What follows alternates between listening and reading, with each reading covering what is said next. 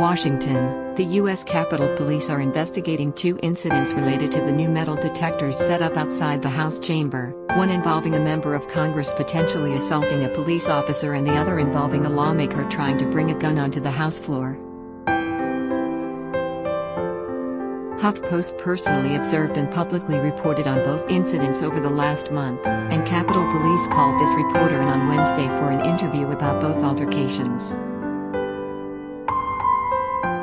On January 12, the night of the first votes after the U.S. Capitol insurrection and the decision to put magnetometers outside the House chamber, HuffPost observed Rep. Russ Fulcher, Republican Idaho, roughly pushed his way past an officer who was operating the metal detectors. The best way to describe what Fulcher did was he manhandled the officer, a black woman who was significantly smaller than the congressman. Fulcher set off the magnetometer that night, and the officer inadvertently seemed to get in his way as he tried to rush past her. But what started as one of those dances you do with someone when you both zig and zag as you try to get around each other, ended as a physical interaction. Fulcher grabbed the officer with both hands and pushed past her roughly. Fulcher did not appear to be trying to injure the officer, but the incident was nonetheless jarring and out of the ordinary. That night, HuffPost tried to ask the officer some questions about the skirmish, but she didn't want to talk to the press.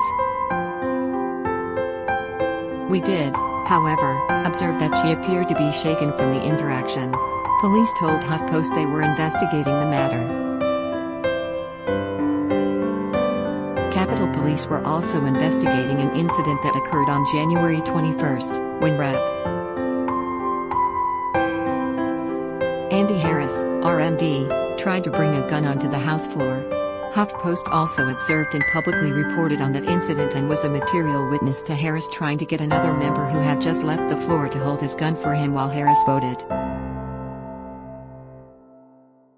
Harris went through the magnetometer that day, set off the machine and then complied with a search with a metal detector wand. The police officer conducting the search located a gun on Harris's side and had a hushed conversation with the congressman.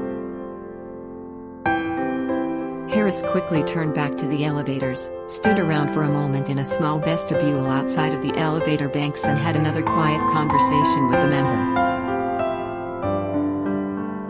Harris's comments were not audible, but HuffPost heard Representative John Cadco, RNY, reply, "I don't have a license for that." A Capitol official later confirmed that Harris was carrying a gun. HuffPost never saw the gun. On Wednesday, the police seemed to be interested in the fact that Harris's gun was concealed, based on the line of their questioning. Members are allowed to carry firearms on the Capitol campus but are not allowed to carry them onto the House floor, and the District of Columbia requires a special permit for the concealed carrying of firearms. The two detectives told HuffPost that no charges had been filed in either case but both were active investigations. HuffPost has reached to both Fulcher's and Harris's office for comment. HuffPost did not file a police report after either incident, and our account is not the basis of either investigation. Download Calling All HuffPost superfans. Sign up for membership to become a founding member and help shape HuffPost's next chapter. Join HuffPost.